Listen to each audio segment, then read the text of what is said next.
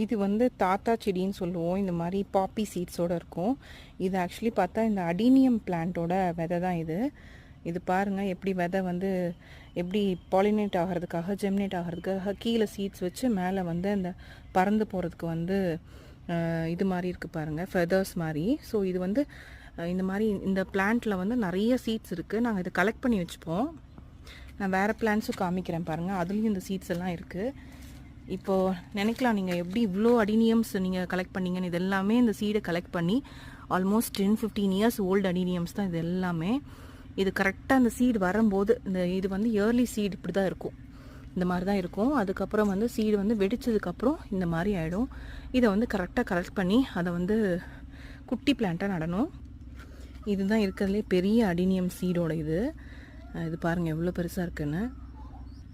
அதுக்கப்புறம் ஒவ்வொரு பிளான்ட்டும் இந்த மாதிரி வளர்த்துருவோம்.